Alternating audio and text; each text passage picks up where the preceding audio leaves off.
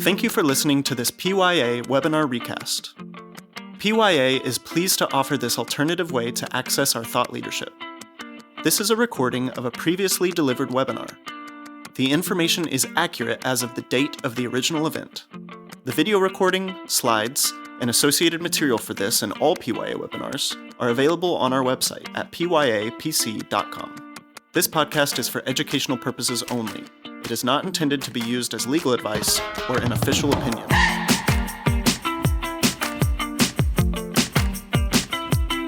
Welcome to today's webinar. PYA understands the importance of clear, relevant, timely information to the industries we serve. So we offer a variety of webinars, white papers, articles, checklists, and other tools, all for free.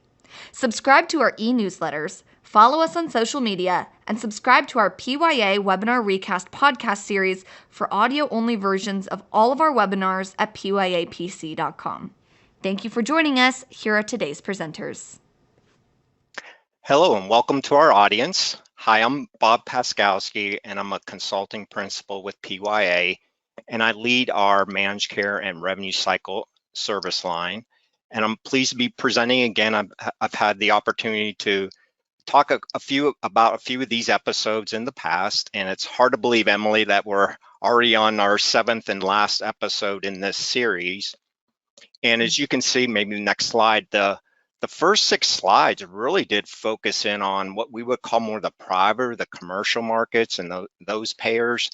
And we'll talk about that briefly. But today we really want Emily to concentrate a little bit more on the government and the public payer market and the net revenue opportunities in that space. So after she does that, I'll go ahead and do a recap of these first 6 episodes, and then conclude with a small assessment tool that we put together. It's really pretty straightforward that you may be able to use as you're going back and looking over this series and saying, hey, here's some things that I can be doing going forward, and it's a really good assessment tool for you to consider. So we'll conclude there. So I will now turn it over to Emily. Great. Thank you, Bob. I know Bob just did a brief introduction of himself. You've probably seen him a couple times on this series already from the first couple sessions, but just a brief update about myself. I work in the Medicare and Medicaid reimbursement space. I've been in this space for quite some time and really enjoy working with providers on some ways to find opportunities or work through some of those reimbursement areas for them. So when we're looking at other revenue opportunities around net revenue, there's a lot of ways you can look at how to look for these opportunities within your organization. And so today we'll be focusing more, like Bob said, on some of the governmental payers, whereas in the last couple of episodes, we've focused more on the private payers. So when we're looking at the types of hospitals that have some of these additional other opportunities, we like to bucket them into the PPS hospitals, which is prospective payment system hospitals, and our critical access hospitals. So some of the tools that we look at when we're considering some of these is the cost report. The cost report can be a strategic tool that can be used to examine a hospital's revenue opportunities and should be considered when you're thinking about, well, what else can I do? What am I leaving on the table in terms of revenue? So kind of starting out our session here, we're going to talk first about some of the PPS cost report opportunities that relate to Medicare reporting and Medicare reimbursement. So one of the big things we hear about when we are thinking of ways to of things that we should consider is the wage index impact. And so the wage index, as we all know, is cost report data. If you're a PPS hospital, you have certain schedules that you're completing annually in this Medicare cost report that includes a variety of wage-related data. The big thing is that you're going to include paid hours, salaries for all of your employees, and it doesn't stop with just your employees. There is also some required contract labor information that is included to help determine it, to help Medicare see what are you paying for health or specific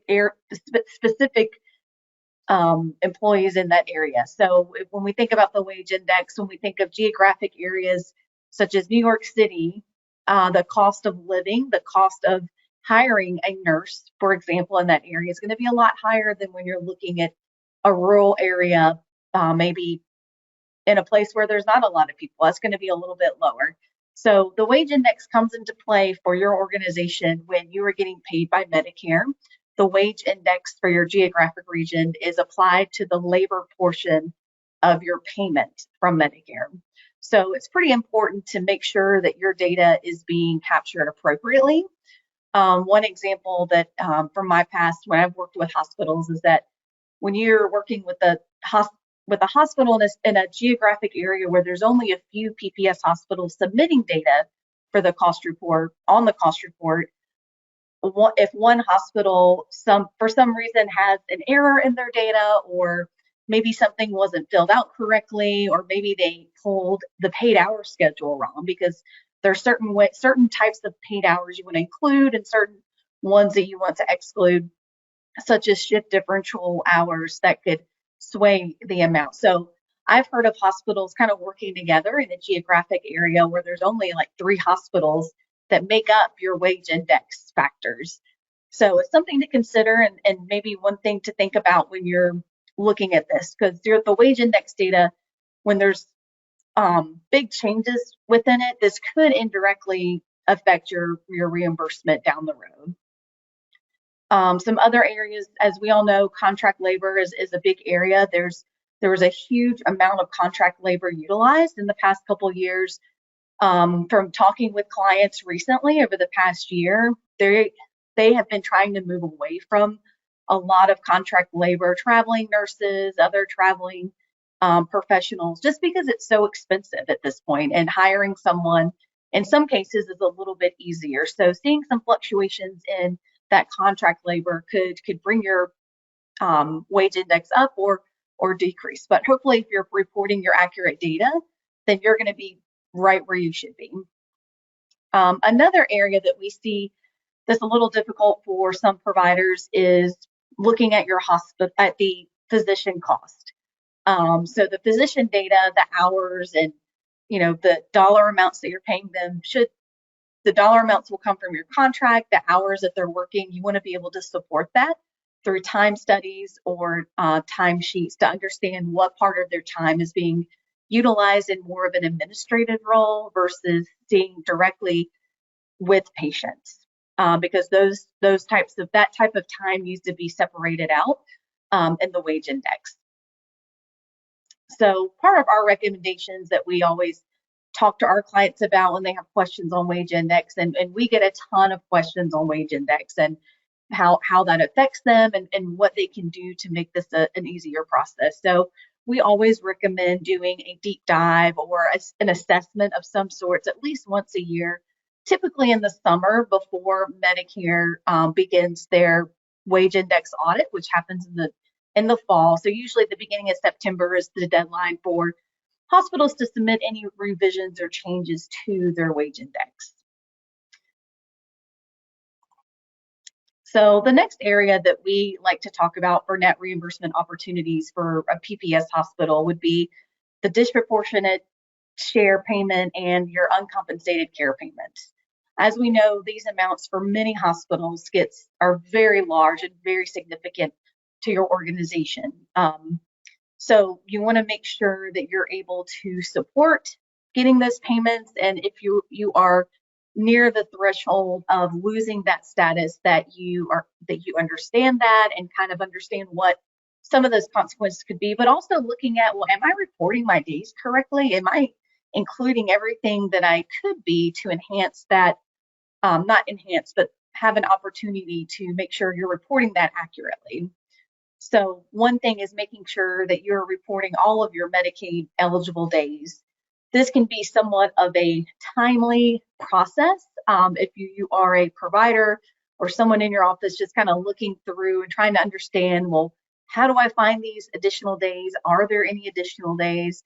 And sometimes it could be helpful to have a third party help you manage all of that data, do that deep dive for you, and in many cases, they can find enough days to help pay for their services. So you just want to make sure you're monitoring that and making sure that you're getting everything that you can that you're allotted. So the other piece is, when you're monitoring that is, not necessarily all your Medicaid eligible days, but what about your total days? We've been seeing some cases where, with some of our clients, where their Medicaid eligible days is pretty steady, right where they expect it to be. It's pretty consistent, but their total days is increasing overall, causing their Medicaid to total days to percentage to decrease, which does decrease your dish percentage. So you want to make sure you're monitoring that to make sure that you are capturing everything you can under the dish percentage. So going along with dish and uncompensated care payments is to consider a 340B program. As you likely know, the 340B program, you must qualify. You have to qualify for this program by having a dish percentage of 11.75, higher than 11.75. I've worked with a client one time where their dish percentage for 1 year ended up being right at 11.75, and they lost their dish status for that year. They lost, from their 340B program, they lost at least $1.5 million that year. This was a hospital that did not need to lose that money. So unfortunately, they could not find the days to get them over that threshold. They were able to get there the next year, but for that 1 year, they did lose their dish status. So, or they lost their 340B status. So making sure that you consider this opportunity and making sure that you are staying above that threshold. If you're a sole community hospital, that threshold is a little smaller. It's at 8%. So just something to consider when you're looking for net revenue opportunities. And the last one we'll talk about here for PPS hospital also overlaps with the critical access hospitals, and that's your Medicare bad debts. As you know, any Medicare bad debt, which is the patient responsibility related to coinsurance and deductibles, can be, if it's deemed non-collectible, Medicare will reimburse you 65 cents on the dollar for all of those amounts. So making sure that throughout the year you're keeping a good detailed log of some of those. When I've worked with clients on preparing their Medicare bad debt logs, when they wait to the end of the year, usually that's not the best time to do that because there's a lot of other things going on. And there could be a missed opportunity for capturing all of those Medicare bad debts. The clients that I've seen that have been successful with making sure everything is captured for this is they do it throughout the year. They have a monthly part of their routine or process where they look into the Medicare bad debts, and anything that they're writing off that month, they keep track of it for the Medicare reporting at the end of the year. So moving on, when we look at critical access hospitals and other rural providers, there's quite a number of ways to look for other opportunities to look at to increase your net revenue. One option, if you are not already utilizing, is to consider the all-inclusive Medicaid method 2 billing. Some providers see that this gives them a little bit of a boost. So method 2 billing allows for critical access hospitals to bill professional charges on the UBO4 instead of the 1500.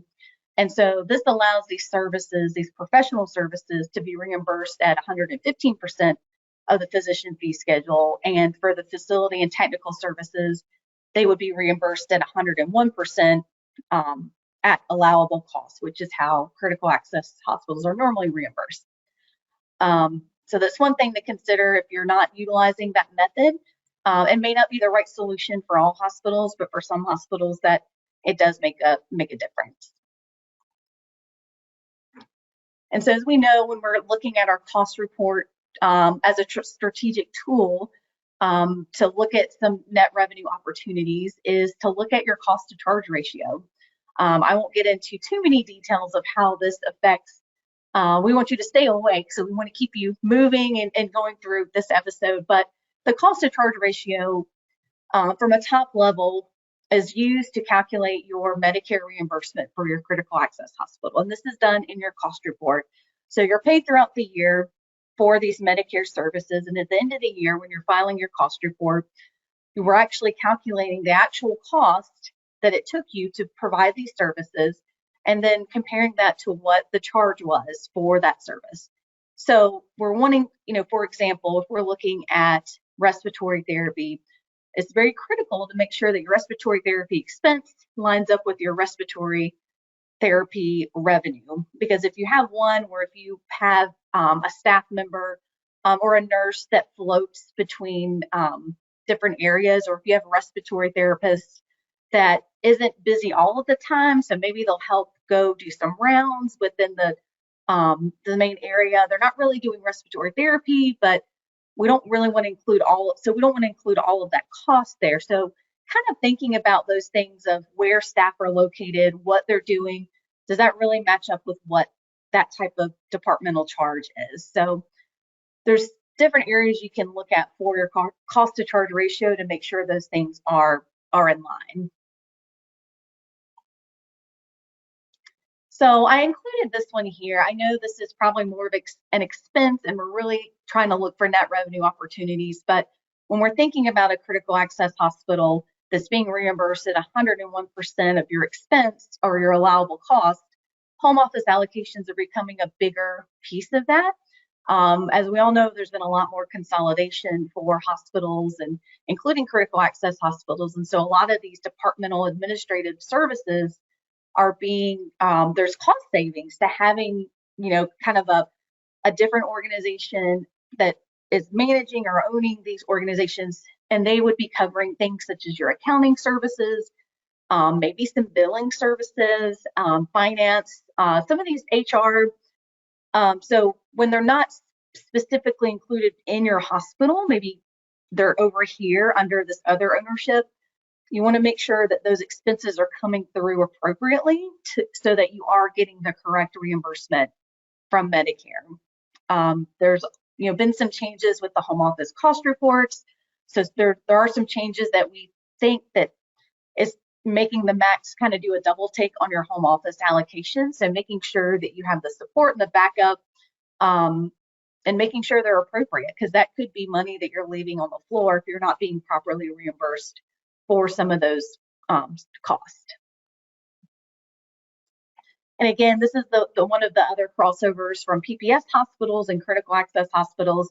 Your Medicare bad debts, making sure you're doing a thorough review and that you understand what, making sure everything is being included there so you're not missing out on any reimbursement. So another area for critical access hospitals, or really any other, is the provider-based rural health clinics.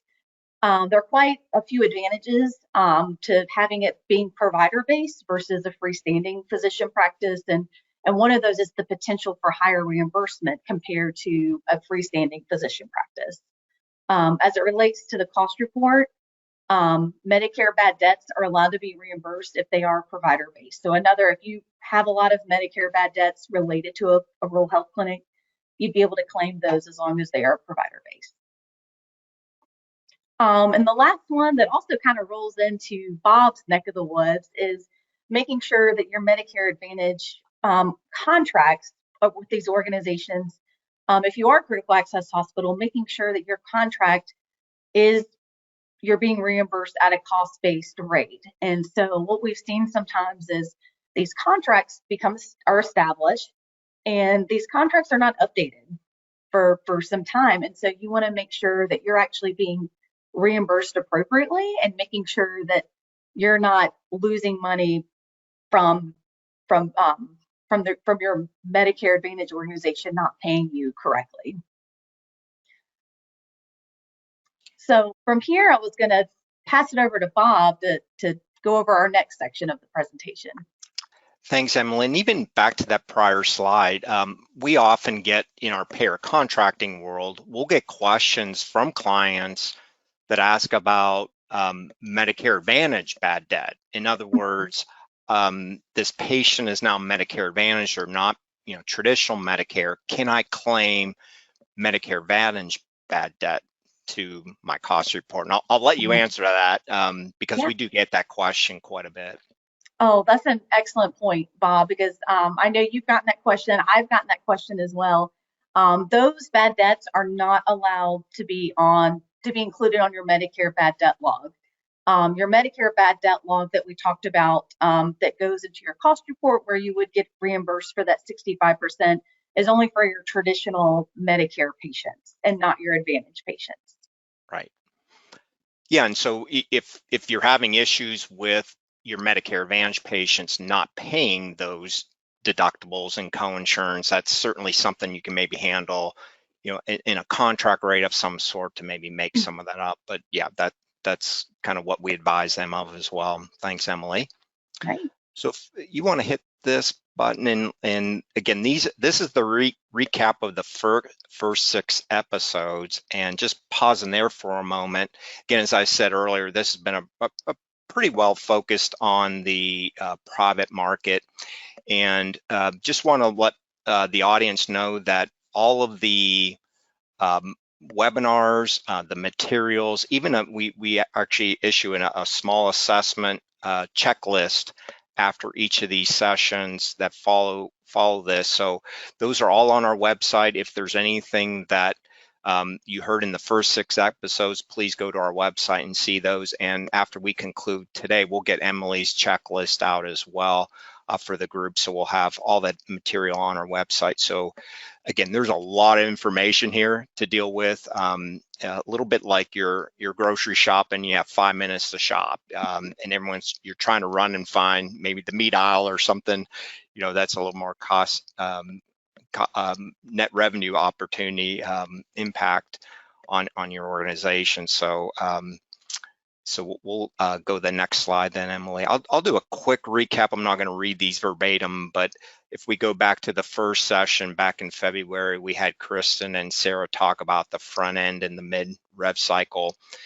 Again, as we look and we advise clients, there's things about, we'll write a good contract. You'll have a good contract in place at market rates, decent language, but it really comes to life when patients show up and you're starting to run those claims through that contract.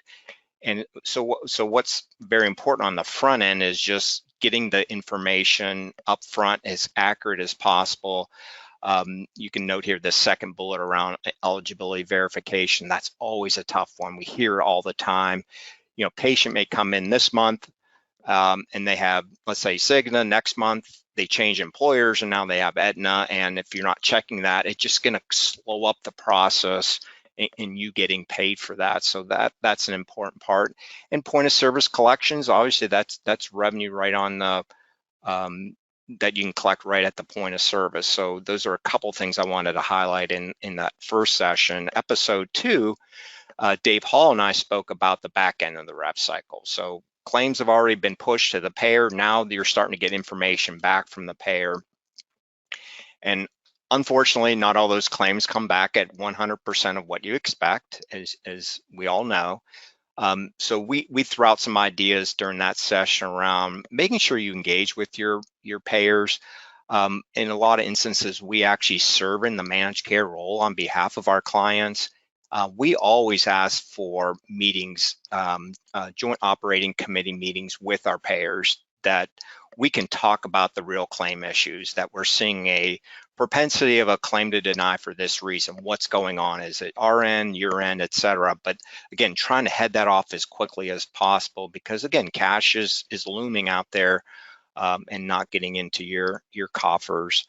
In the second one about billing applications, when you think about the number of claims running through your organization, it's really hard to keep track of. So we see various billing applications being used to really track, you're reporting on denials, reporting on, hey, I'm expecting this dollar, but I continually get 80 cents. If you don't have those tools in place, again, not an opportunity to really to identify those opportunities perhaps to get paid and paid correctly. So next. In episode 3, we had Jane and Jason talk about managed care contracting. They got into some of the really good analytics and again, lots of data. But at the end of the day, what this whole session was about to say, how is my contract performing and what are my key data points? What are my markers? How does that look like as we compare it to market? Those start to give you some clues about, hey, there's some opportunity here, whether it's the rate side or there's a glitch on the revenue cycle side. Something's getting snagged into that rev cycle. But again, this is where we can look at different contract performance tools and different analysis to make sure we're identifying those opportunities. And then the next one, Kathy Reap and I actually talked a little about Medicare Advantage. You can't go a day probably without hearing about Medicare Advantage. Over half of our Medicare population now is in a Medicare Advantage program, so it's a big part of your payer mix, and it's getting a lot of attention. So we talked a little bit about making sure that you're getting the right yield on your contracts. I would say most contracts say you're going to get paid Medicare or Medicare Plus in your contract, but we continually hear that we don't collect that, Bob. We collect something less. And a lot of that has to do with, tracking your yields, finding out what the issues are. And we've all heard about the denials for pre-authorizations and not getting the claims in correctly. And then suddenly, your dollar starts to shrink. But again, something to keep an eye on. And there's, quite a few new policies out there that frankly, the government's getting more involved with because they're hearing all these issues. They're trying to look at putting in new policies like the 2 midnight rule, the new pre-authorization requirements that will be coming out in 2026. So again, those are things that are coming down the pike. Jason and Jane again talked about payer disputes. So this is we've gone through the rev cycle. We've got the contract in place, and you're at a standstill. We believe you owe us $1. The payer says we don't owe you the $1, or we only owe you 50 cents. What do you do? So it's good to keep track of what those dynamics are. Another big key is when we start looking at this is the documentation. What have you done? Have you filed an appeal timely? Did you send in the medical record when it was asked? All those things come to light if you get to a point where you've got to go into arbitration, which is usually your final option. But a lot of times when we actually sit in that role as expert witnesses, we start to see that data and it's like, oh, I wish we would have done this or that. Again, it's having good documentation and using those best practices to try to resolve, hopefully not to the point where you get to arbitration, but we're finding that's happening more and more to collect on your receivables. And then last month's session was by Marty Ross and Jane again on value-based care. Love the session. What we've been hopefully trying to talk to you about is just thinking outside of fee-for-service, the fee-for-service world of getting collecting on a per-click basis. But we have found with clients, there are opportunities out there on value-based arrangements where we've seen some organizations make multiple millions of dollars on value-based opportunities, which is around either the cost of care or quality performance, those things that actually bring in some dollars. But again, the key to that is the providers and really, again, managing that cost of care, managing those value-based programs to generate that additional revenue. So we'll conclude here with this. This is just a sample assessment, and if you've heard these sessions and episodes before, you're probably thinking all the different things I could be doing differently. These are just 10 examples of opportunities.